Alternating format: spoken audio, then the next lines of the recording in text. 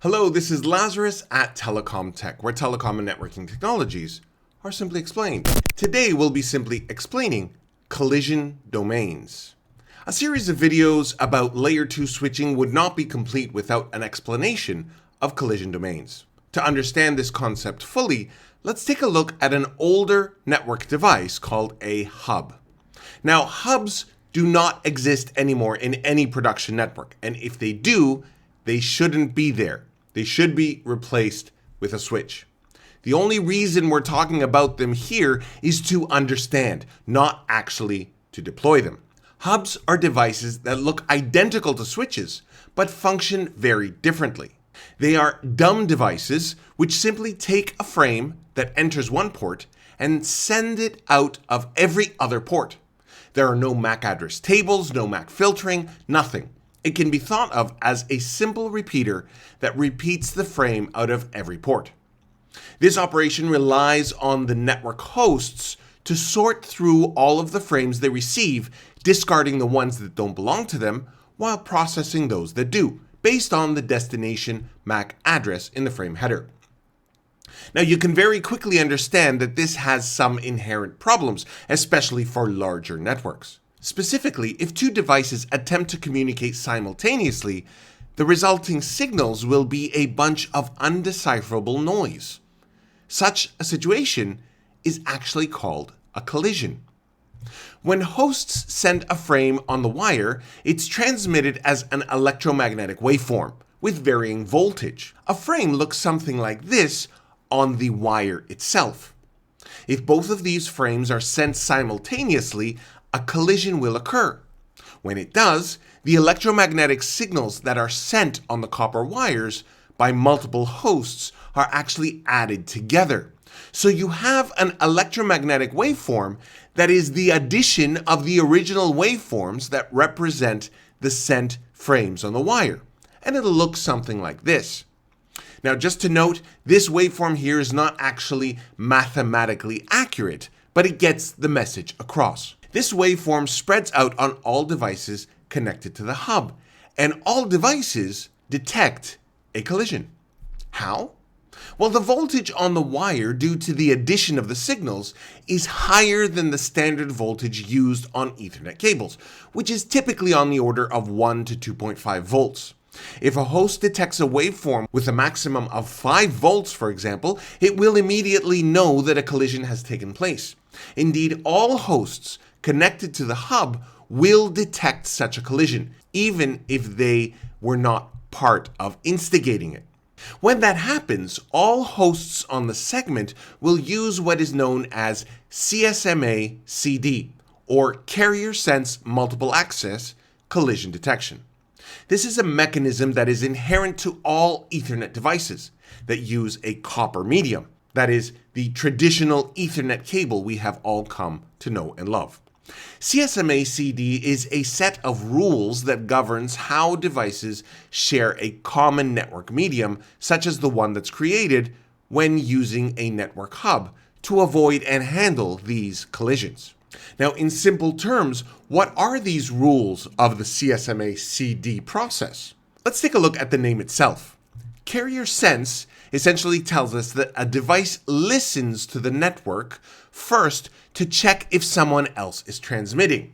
It senses the carrier signal from other devices. Multiple access means that many devices have access to the same network medium, which is the case when they're all connected to a network hub. And collision detection tells us that if two devices transmit at the same time and a collision does occur and it's detected, then all devices stop transmitting, wait for a random amount of time, and then try again. By waiting a random amount of time, it increases the chances of the hosts sending their frames at different times, thus probabilistically reducing the chance of future collisions. But they may occur again. This mechanism was very important in old Ethernet networks with hubs where all devices were on that same collision domain. And finally, there's that phrase that we're examining today, collision domain. A collision domain is thus the portion of a network infrastructure within which collisions can occur. When you have a single hub, all devices connected to it are part of one single collision domain. Now, when we introduce switches, we are introducing a device that is able to separate collision domains into smaller portions. Why? Because switches have a MAC address table that we talked about in the previous video. This table is able to determine through which port a particular MAC address can be reached. So when a frame enters the switch, it's intelligent enough to know, assuming the table has been populated, out of which port it should be sent, rather than sending it out of all ports. Now, the benefit of switches that use the MAC address table, of course, means that we eliminate collisions altogether, which in turn means that our network works much more efficiently at layer 2. Now, imagine a hub with 24 hosts on it, all sending data. On average, only 1 out of every 24 frames received will be for that host. The rest of the frames must be examined and dropped. That takes CPU power, that takes memory, that takes processing power on each device. And immediately, you can see how inefficient this setup is. With the use of switches with MAC address tables, we have created a single collision domain on each port. So each of these connections to these devices is a single collision domain. Now, the next question that may come up is, what happens if the switch forwards a frame to a device and that same device sends a frame towards the switch at the same time? We get a collision, right? Because it's one collision domain. Well, actually, we don't. We don't get a collision because modern Ethernet links are full duplex. This means that you have communication taking place in both directions simultaneously without interference. You can think of the communication in each direction taking place over a separate communication channel, so to speak. So switches eliminate collisions completely because they create a single collision domain for each switch port in each direction of travel.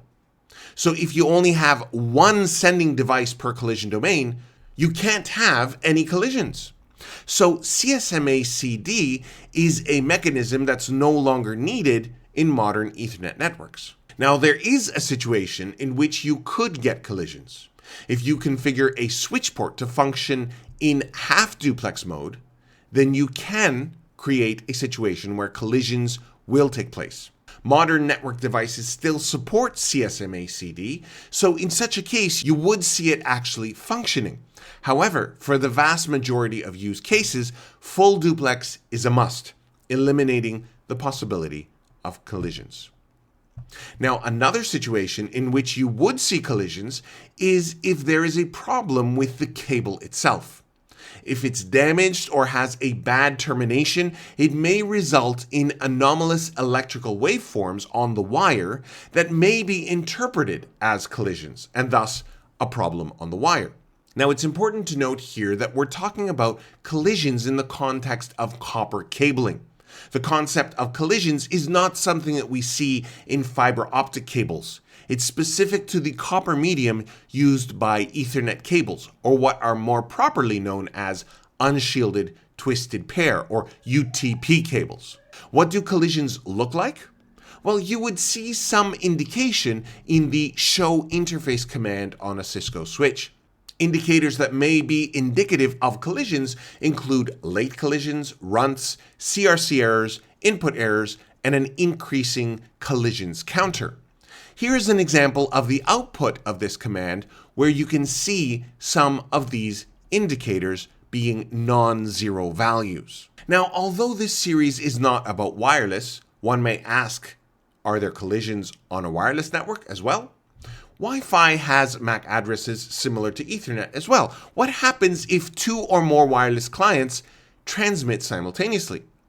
Because the wireless medium is of a different nature than the wired copper medium, Wi-Fi uses a mechanism known as CSMA-CA, or Carrier Sense Multiple Access Collision Avoidance.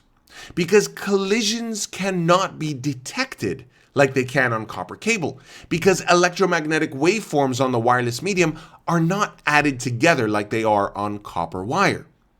They can, however, be avoided by using clever algorithms that cause clients to transmit only during specific time periods. But the details of that process is another story, and we may cover it in a future series. For now, I'm going to end off this video here, having covered collision domains in Layer 2 networks. If you made it this far, thank you. That tells me you really care about understanding this stuff, and I really do appreciate that. If you want to go deeper, I've recently launched my website at telecomTech.io, where I'm building full courses with labs, quizzes, and real-world configurations.